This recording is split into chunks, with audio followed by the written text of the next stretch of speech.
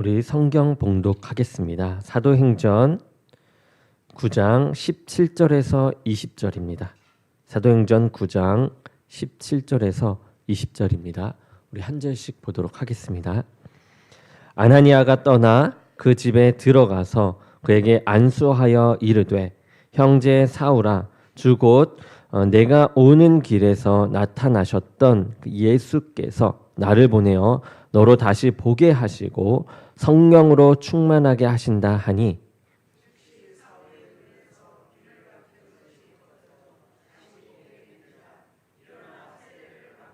음식을 먹음에 강건하여 지니라.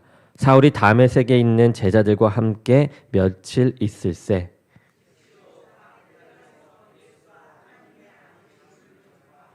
아멘.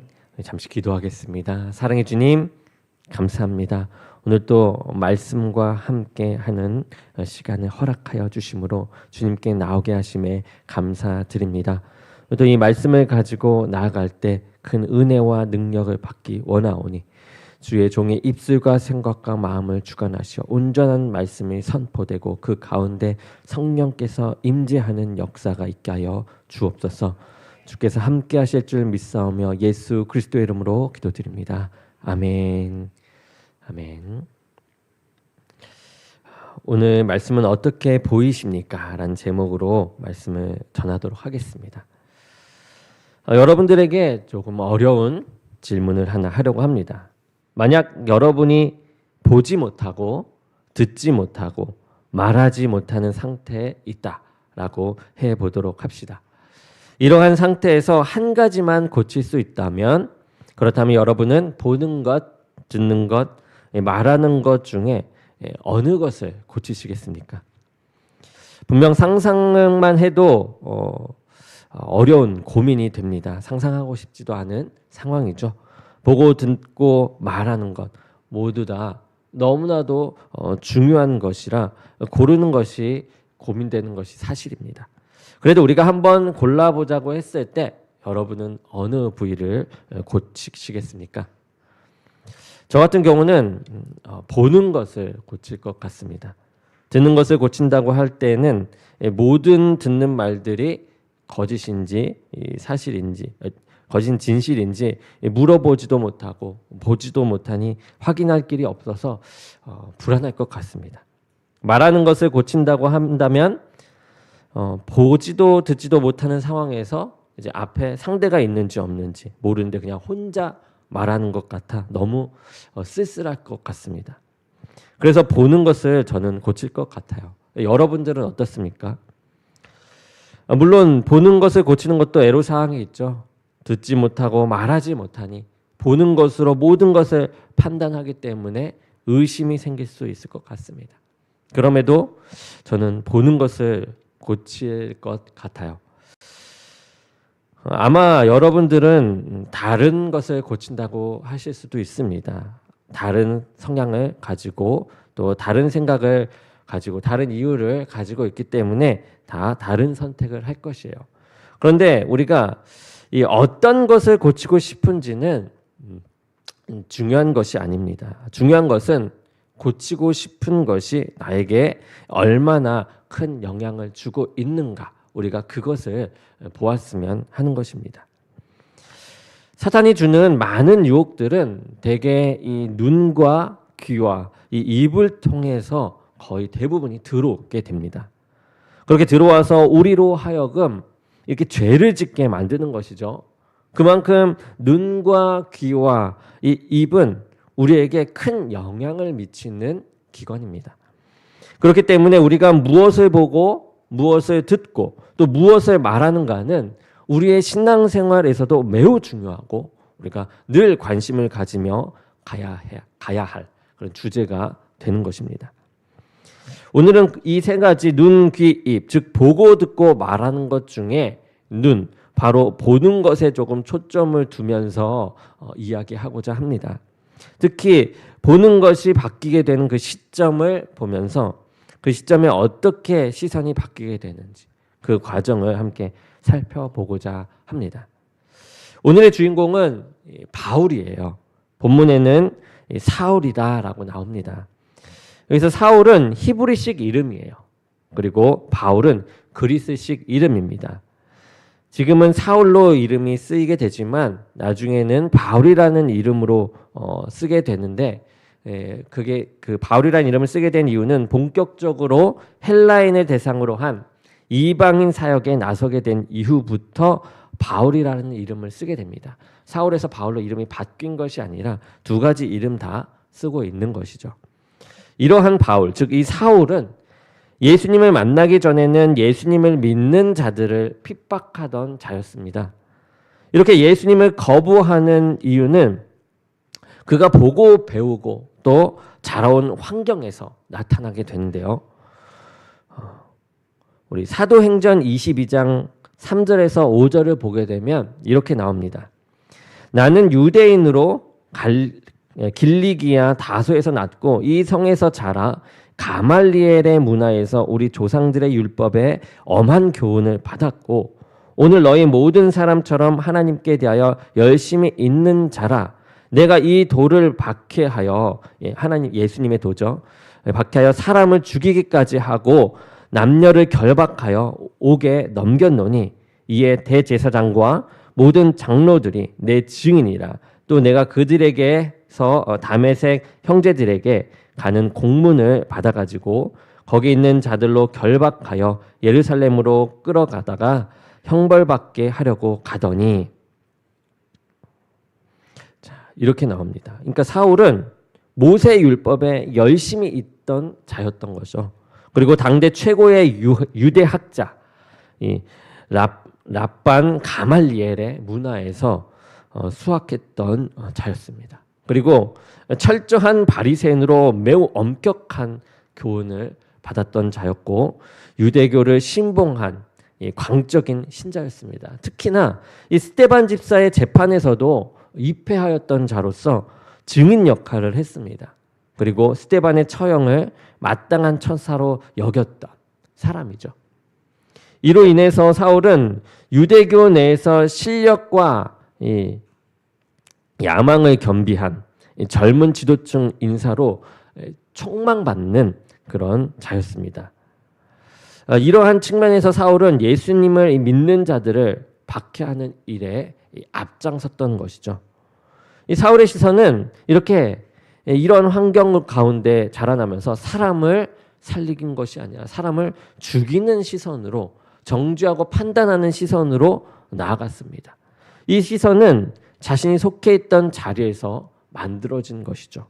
그뿐만 아닙니다. 사도행전 26장 9절에서 10절을 보게 되면 이렇게 나옵니다. 나도 나사렛 예수의 이름을 대적하여 많은 일을 행하여야 될 줄로 스스로 생각하고, 사울은 자신 스스로도 이러한 일이 맞다라고 생각하고 이 대제사장들에게 권한을 받아서 박해하는 일을 했습니다. 그러니까 사울은 자라온 환경의 영향과 자기 스스로의 생각으로 이 세상을 본 것이죠. 여러분, 우리들의 삶도 그렇지 않습니까? 세상은 타락하고 그 타락한 환경에서 교육을 받고 그러한 문화를 접하다 보니 어느 순간 세상이 추구하는 가치를 따라 나 스스로의 생각으로 살아가고 있는 그 나를 발견하게 될 때가 있습니다. 뉴스를 보게 되면 요즘 무서운 사건들이 많이 나타나죠. 묻지마 칼부림 사건이나 그 사건으로 인해서 SNS에서 나타나는 칼부림 예고, 또 커뮤니티에서 올라오는 각종 험담과 비난의 글들, 이 대낮에 벌어지는 이 범죄 행위들, 기사를 보게 되면 참 안타까운 기사들이 많이 나옵니다. 이 뉴스라는 것이 좋은 것보다는 좋지 않은 것들이 많이 나오게 마련입니다. 그럼에도 그 강도가 점점 악하고 파멸을 향해 달려가는 것 같습니다. 그리고 이러한 기사를 통해 나타나는 사람들의 시선은 두려워하고 무서워하는 시선도 있지만 그와 함께 관심을 받을 방법의 하나로 보는 것 같아 더욱 안타깝고 가슴이 아픕니다. 문화를 보아도 자극적인 것들로 가득한 것을 봅니다. 영화나 드라마, 음악 등등 모든 부분에서 우리들을 자극할 만한 것들, 수위가 높은 것들이 많이 나오고 있습니다. 우리는 이러한 세상에 살고 있어요. 그런데 정말 안타깝게도 우리는 계속해서 타락해 가는 이 세상에서 살아갈 수밖에 없다라는 것입니다. 우리는 계속해서 세상의 유혹과 도전에 놓여 있습니다. 성경을 통해서도 우리가 알 수 있듯이 세상은 예전부터 태초부터 아담이 범죄함으로 인해서 계속해서 타락하였습니다. 그 가운데 하나님께서는 정화하셨지만 그럼에도 인간은 계속 타락의 결과로 점점 나아갔습니다. 이러한 타락의 길에서 진정한 인간의 정화를 하나님께서 이루시는데 그것은 바로 예수님께서 십자가에 못 박혀 돌아가심입니다. 바로 예수님을 통한 구원인 것이죠. 그렇게 예수님이 없다면 우리의 미래는 이 멸망을 향하여 달려갈 수밖에 없습니다. 그렇게 우리의 시선은 바뀌어야만 하는 것이죠. 이 세상 가운데서 이 멸망의 길을 생명의 길로 바꿀 수 있는 시선을 갖추어야 합니다. 누구를 보므로요? 예수 그리스도를 보므로요. 사울은 이 멸망의 길에서 생명의 길을 찾았습니다. 그 시선이 바뀌고 눈이 떠진 것이죠. 그 계기가 된 것이 바로 이 예수님을 만남입니다. 예수님과의 만남을 통해서 사울은 이 세상을 보는 눈이 바뀌게 되었어요. 그로 인해서 모든 것이 변하게 됩니다. 이 시선이 바뀌게 되는 과정 속에서 사울에게 나타나는 변화, 이것을 우리가 함께 살펴보고자 합니다. 먼저 사울의 시선이 어떻게 변화되는지 보기에 앞서서 오늘 보는 이 본문은 사울의 이 회심의 장면이에요. 이 장면이 사도행전에 3번 나오게 됩니다. 3번. 첫 번째는 오늘 본문 말씀으로 사건 이 자체를 묘사하면서 나타난 내용이고요.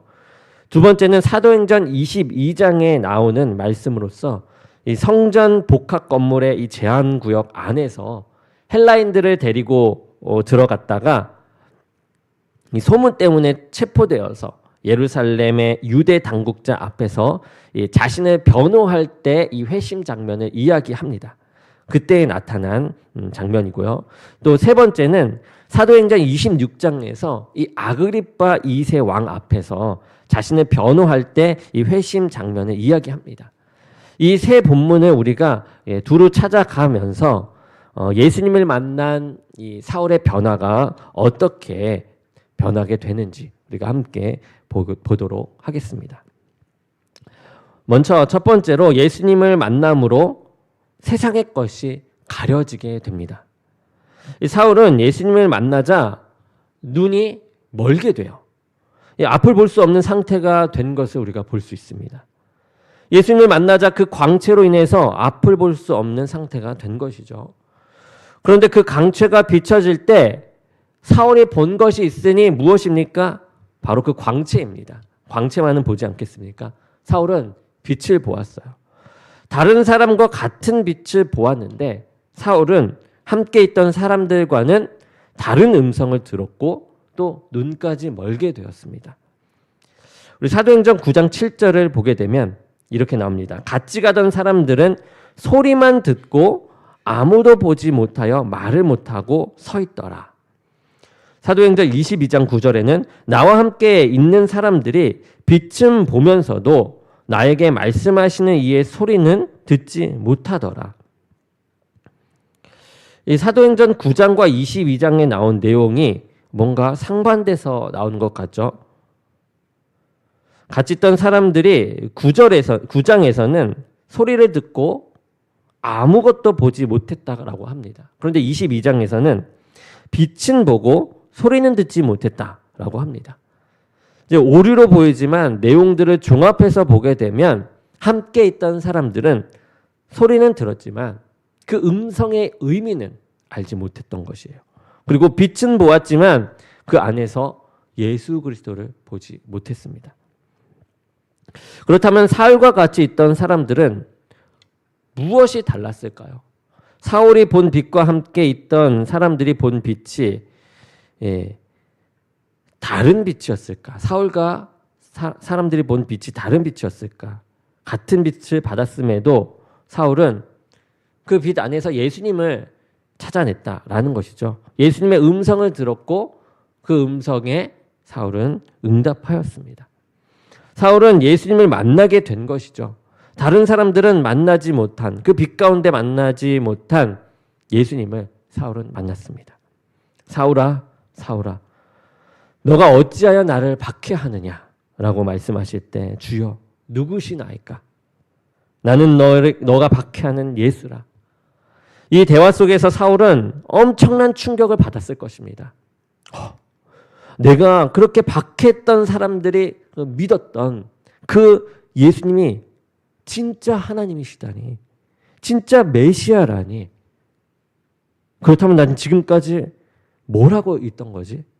그리고 이러한 진리가 있었다니 왜 이제야 알게 된 거지? 라며 큰 충격에 빠졌을 것입니다. 이러한 충격과 함께 사울은 앞을 보지 못합니다. 눈을 뜨려고 했으나 아무것도 볼 수가 없었습니다. 그래서 같이 있던 사람들이 보지 못하는 사울을 데리고 다메섹으로 들어가게 되죠. 사울은 이렇게 예수님을 만나요. 예수님께서 먼저 오셔서 만나 주십니다. 그리고 그 만남으로 자신의 죄된 시선이 사라지게 되는 역사를 겪게 돼요. 눈이 먼 것처럼요.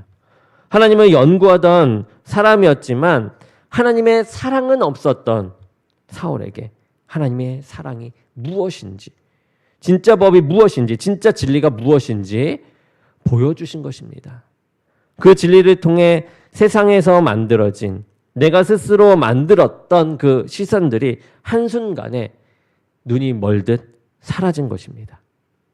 밝았던 방 안의 빛이 스위치로 불을 끄니까 깜깜해진 것처럼 사라진 것이죠.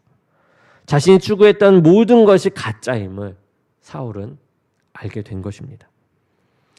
얼마나 충격이 컸는지 사울은 사흘 동안 보지도 못하고 먹지도 못하고 마시지도 못하였다고 하였습니다.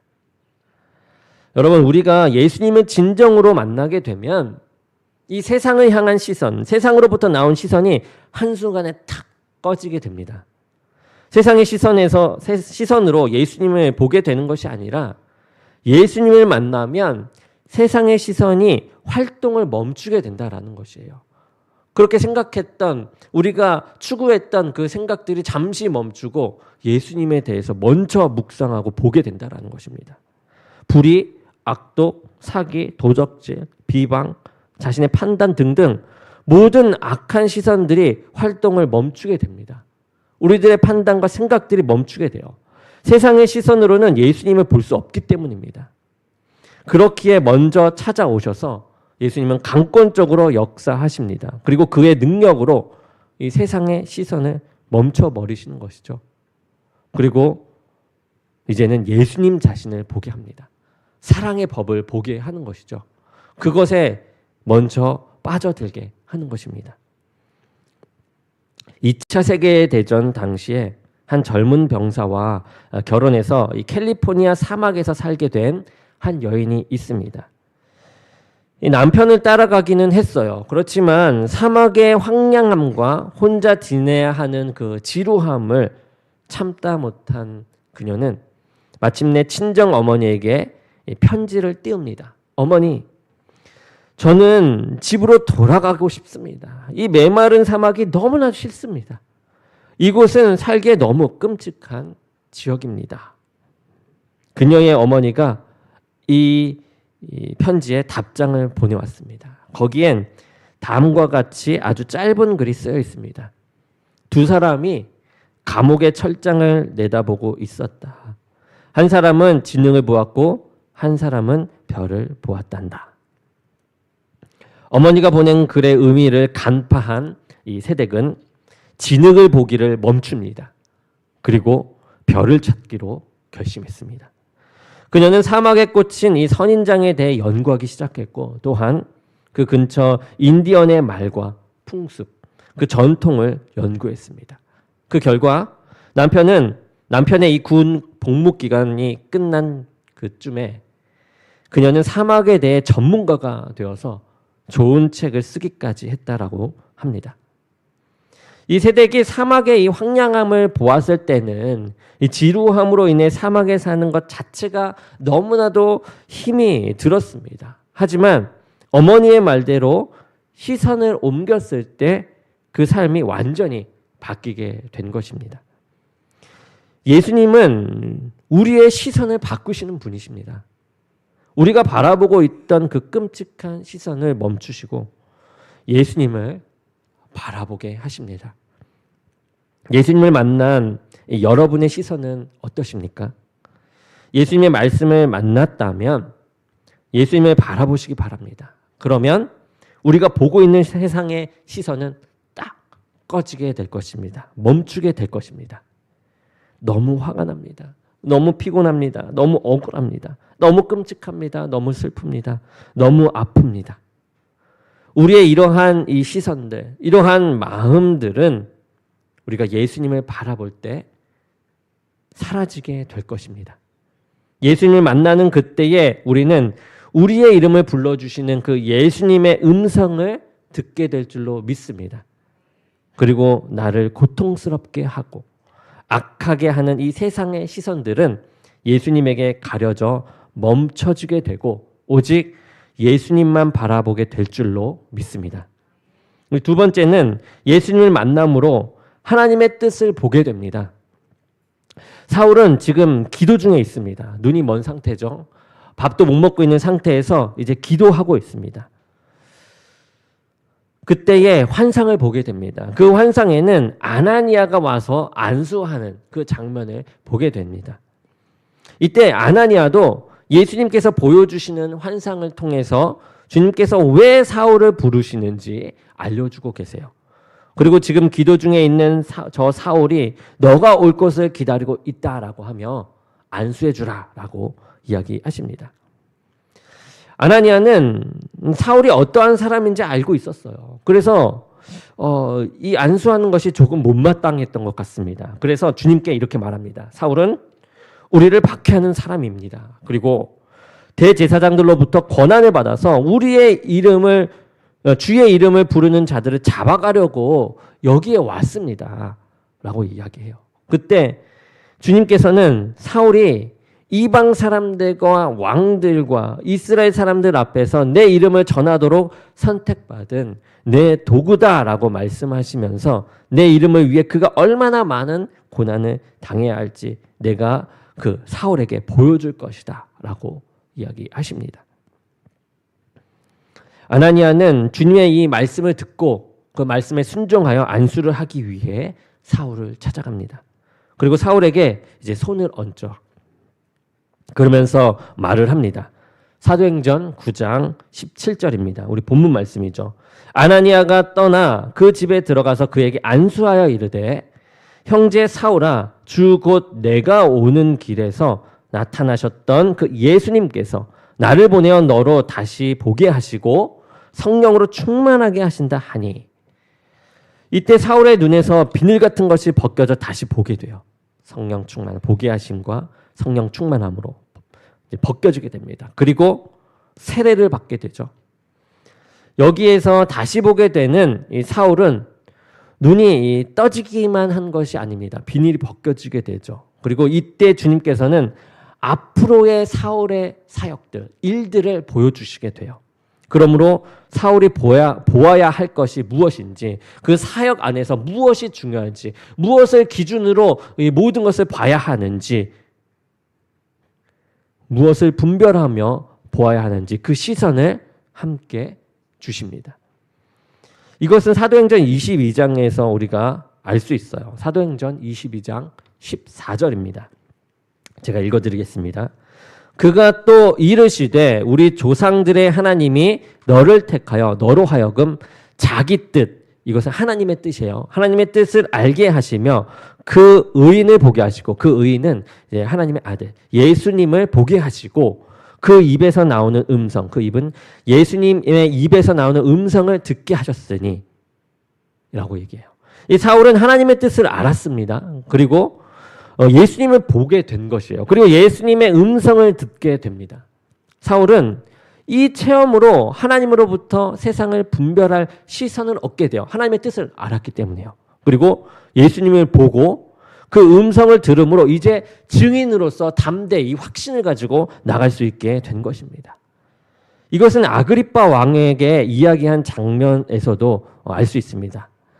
사도행전 26장 16절에서 18절인데 18절만 보겠습니다.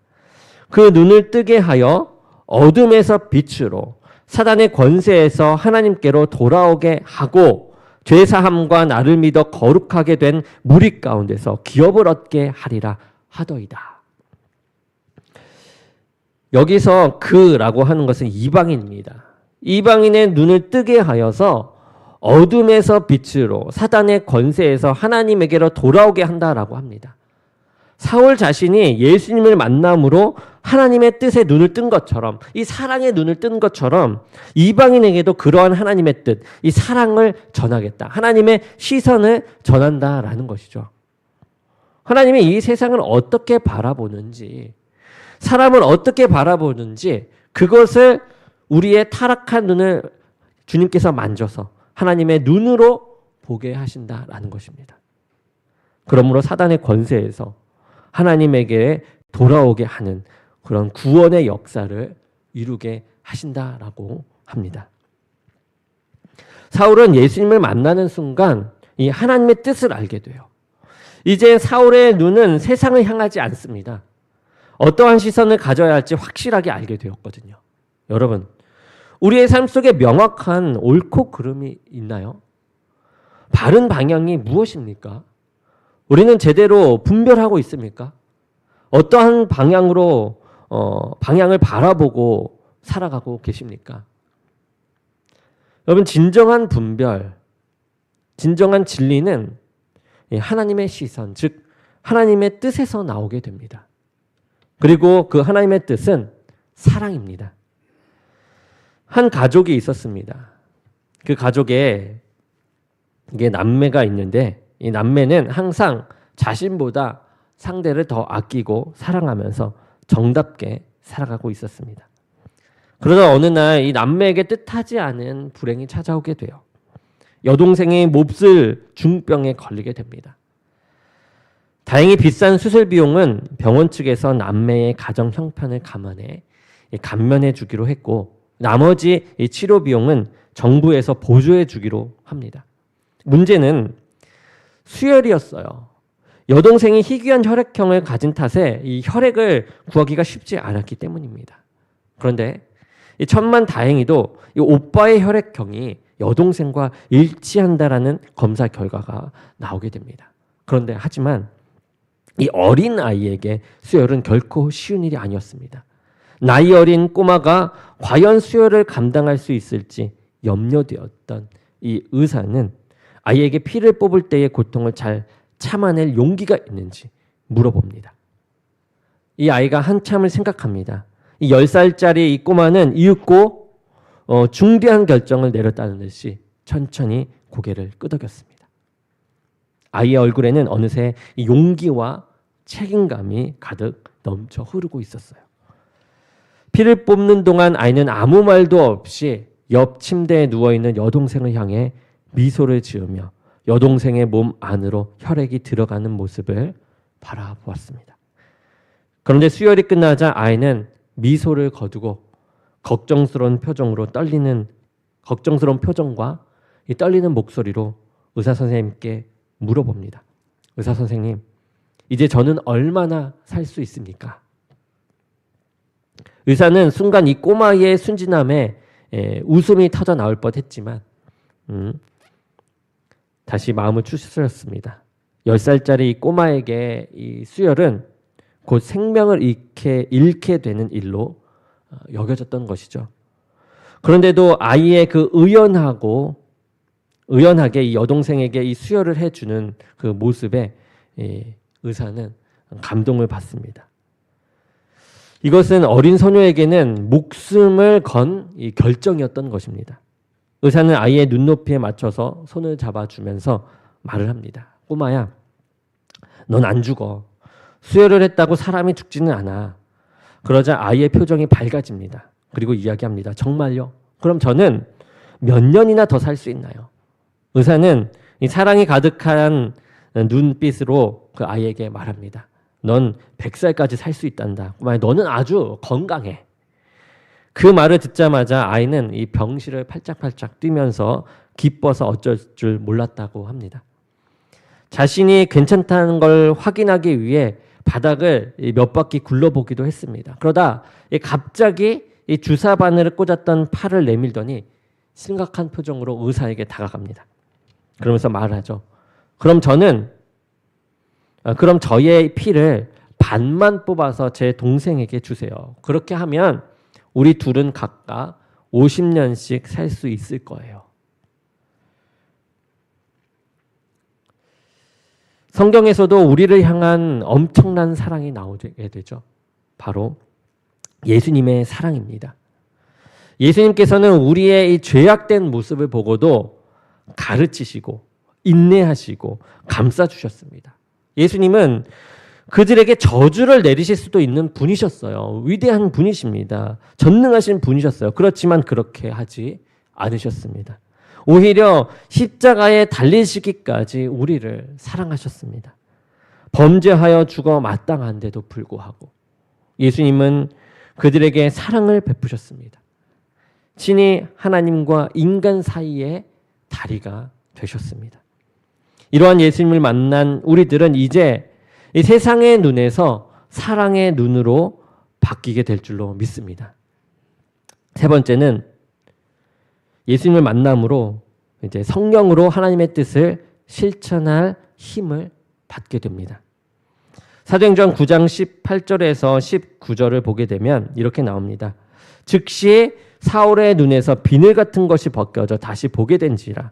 일어나 세례를 받고 음식을 먹음에 강건하여 지니라.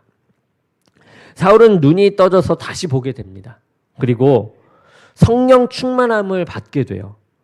그리고 먹지도 마시지도 못했던 그 상태에서 이제 음식을 먹음으로 강건해지게 됩니다. 이제 사울은 육의 양식을 먹을 때 육체가 움직이듯이 강건해지듯이 영의 양식을 먹음으로 영이 움직일 힘, 이 강건해지는 모습을 얻게 된 것이죠. 이 영의 양식을 주시는 분이 바로 이 성령님이십니다. 성령님의 이 충만함이 영의 양식이 되어서 하나님의 뜻, 즉 하나님의 사랑을 잃어버리지 않고 끝까지 실천할 수 있게 합니다. 그런데 그 전에 우리가 알아야 할 것은 세상의 시선, 즉 이 죄를 용서받아야만 합니다. 사도행전 22장 16절에 이제는 왜 주저하느냐 일어나 주의 이름을 불러 세례를 받고 너의 죄를 씻으라 하더라. 사울은 죄를 회개함으로 죄를 내려놓음으로 세상의 것, 내가 여태까지 가지고 왔던 그 모든 것들, 스펙들, 쌓아왔던 모든 것들을 이제 내려놓은 것이죠. 그것을 통해 회개함으로 성령이 완전히 일하시도록 한 것입니다. 죄를 회개하지 않는다면 성령께서 충만하게 임하지 못할 뿐만 아니라 성령께서 일하실 때 나의 죄된 생각이 성령의 일을 방해할 것입니다. 아니 그 전에 성령님께서 임하지 못하며 큰 사명을 감당할 수 없었을 것입니다.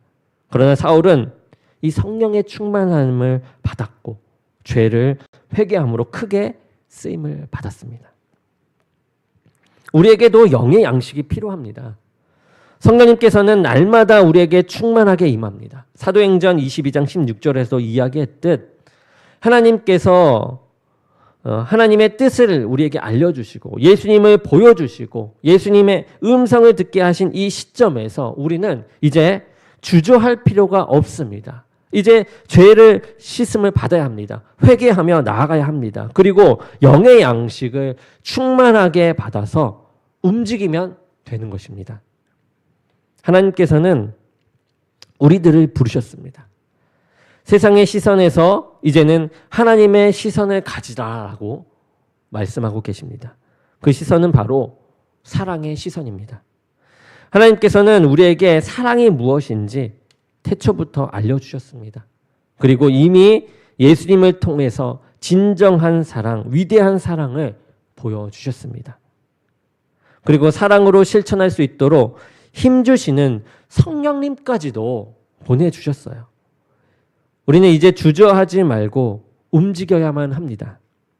하나님의 시선으로, 사랑의 시선으로 세상을 바라보시기 바랍니다. 그러면 우리로 하여금 점점 타락해가는 이 세상에서 사랑의 빛이 넘쳐나 조금은 더디게 악해질 것이고 더 많은 사람을 구원의 길로 인도할 수 있을 것입니다. 여러분은 세상을 어떻게 보고 계십니까? 교회를 어떻게 보고 계십니까? 사람을 어떻게 보고 계십니까? 사울은 세상의 시선으로 예수님을 보고 기독교인들을 핍박하였습니다. 그러나 예수님을 만남으로 그의 시선이 변하여 죽음의 시선에서 이 사랑의 시선으로 바뀌어 일하는 것을 볼 수 있습니다. 자신이 핍박했던 이 이방인들을 위해서 헌신하였습니다. 감옥에서 갇혀 있는 그런 상태에서도 교회를 살리기 위해 편지를 썼습니다. 고난 가운데서도 주님께 영광 돌리며 한 생명이라도 더 살리기 위해 움직이는 사람, 그 사람이 사도 바울입니다. 예수님을 믿는 자들을 죽이려고 했던 그 시선에서 이제는 살리려는 시선으로 바뀐 것입니다. 제가 담임 목사를 시작하게 되면서 많은 생각을 하게 되었습니다. 전에는 가볍게 생각했던 문제들도 지금은 가볍게 결정할 수 없는 것이 많았습니다. 많은 조언들이 타당합니다. 너무나도 타당하게 조언들을 많이 해줍니다. 그러나 그것들을 가볍게 시행할 수가 없었습니다. 어떠한 일들을 해야 하며 어떻게 움직이고 또 어떻게 말해야 할지 모든 움직임과 말에 어려움이 있었습니다. 저의 행동으로 그게 타당한 일이라 하더라도 은혜를 받는 사람도 나타나겠지만 분명 상처받는 사람도 발생할 것이기에 다시금 이 담임 목사라는 자리에 무게를 생각하게 되었습니다. 그런데 하나님께서 이럴 때일수록 오늘의 말씀처럼 이 사랑의 시선을 가지고 일해야 한다라고 제가 기도함 가운데 마음을 주셨습니다. 성도님들을 사랑하고 교회를 사랑하고 세상을 사랑하는 마음을 가지고 주저함 없이 나아가라라는 것입니다. 여러분은 어떠십니까? 여러분도 주저함 없이 나아가기 원하십니까? 사랑의 마음을 가지고 우리가 나아갈 때 성령의 충만함의 역사가 우리들의 삶에 분명 나타날 것입니다. 저 사람을 향한 분노가 이제는 저 사람이 왜 그런 행동을 했는지 보게 되어 헤아리게 되는 이해함으로 바뀌게 되길 원합니다. 저 사람이 준 상처 때문에 가슴이 너무 아팠는데 이제는 저 사람의 상처를 오히려 저 사람의 상처를 도리어 보게 되어서 만져주는 시선이 있기를 원합니다. 또한 손해보고 싶지 않은 마음에서 그를 향한 사랑의 시선으로 내 것을 내어놓을 수 있는 마음이 생기길 원합니다. 나쁜 것만 보고 트집 잡는 그 시선에서 좋은 것을 보고 칭찬을 찾아 말할 수 있는 그 시선으로 바뀌길 원합니다. 우리의 시선은 하나님의 시선으로 바뀔 때, 우리의 시선이 하나님의 시선으로 바뀔 때 우리 교회가 더욱더 화목하고 사랑이 넘치는 교회가 될 줄로 믿습니다. 그러므로 언제나 이 하나님의 시선, 이 시선을 쫓아 나아가 하나님의 사랑을 실천해 가는 저와 여러분이 되기를 주님의 이름으로 축원합니다. 우리 기도하겠습니다. 사랑의 하나님 감사합니다. 예수님을 만났을 때 바뀌어 가게 되는 그 시선을 보게 됩니다. 세상적인 모습으로 세상적인 것에 물들어 보았던 그 악한 시선에서 이제는 예수의 뜻을 알아 나아가는 사랑의 시선으로 우리가 봄으로 진정한 하나님의 뜻을 실천할 수 있는 참된 그리스도인이 되게 하여 주옵소서. 역사에 하나님께서 보는 시선 가운데 하나님의 역사를 보고 우리가 체험하고 움직일 수 있게 하여 주시어서 성령의 충만함으로 나아갈 수 있는 우리 모두가 되게 이끌어 주시옵소서. 함께 하실 주님을 믿사오며 예수 그리스도의 이름으로 기도드립니다. 아멘.